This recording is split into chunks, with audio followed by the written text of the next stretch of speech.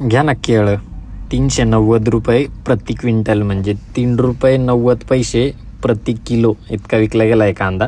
आणि शेतकऱ्याला कर्जमाफी देत आहे सरकार.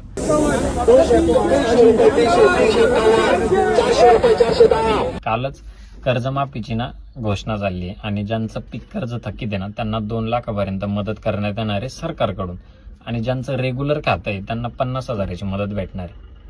मी काय म्हणतो, ह्या भिकेची गरज शेतकऱ्याला कधी नव्हती कधी नसणार पण आहे.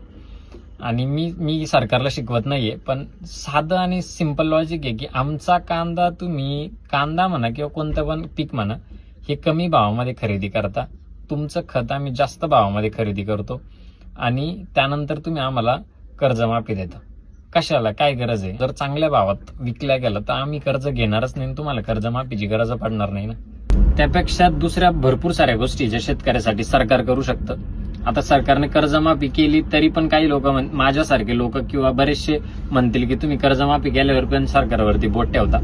पण मी काय म्हणतो, त्यापेक्षा तुम्ही योग्य हमी भाव द्या, खताचे रेट कमी करा किंवा विक्रीची व्यवस्था सुधारवा. आणि ज्यावेळेस अवकाळी पाऊस अतिवृष्टी होती ना त्यावेळेस शेतकऱ्याला बिना अटी मदत करा ना. हे पाहिजे शेतकऱ्याला. तुम्ही कर्जमाफी देऊन शेतकरी त्याच्यामध्ये किती दिवस सर्व्हाइव्ह करणार आहे? 2-3 वर्षामधून एकदा कर्जमाफी होती, पण त्या 2-3 वर्षामध्ये शेतकरी त्याचे 2 ते 3 सीझन हे मार्केटमध्ये विकलेला असतो, त्यांनी माल विकलेला असतो. त्याच्यामध्ये तो जवळपास 10-15 लाखाचा घाटा करून घेतलेला असतो त्यांनी. आणि त्याचं रिकव्हर करण्यासाठी तुम्ही 2-3 वर्षातून एकदा 2 लाखाची मदत करता. आणि ते पण प्रत्येक शेतकऱ्याला नाही, ज्यांची खरंच बाकी जे भरू शकत नाही त्यांना त्याचा फायदा होतो. त्याच्यासाठी पण खूप साऱ्या अटी आहे, खूप सारे नियम आहे. प्रत्येक शेतकऱ्याला याचा लाभ तर भेटतच नाही. सरकार शेतकऱ्याला निव्वळ चिवत्या बनवतंय. हा व्हिडिओ चांगल्या भाषेत पण बनवू शकलो असतो, पण फ्रस्ट्रेशन इतकं आहे ना की साध्या सिंपल गोष्टी अवघड करून ठेवलेल्या आहे.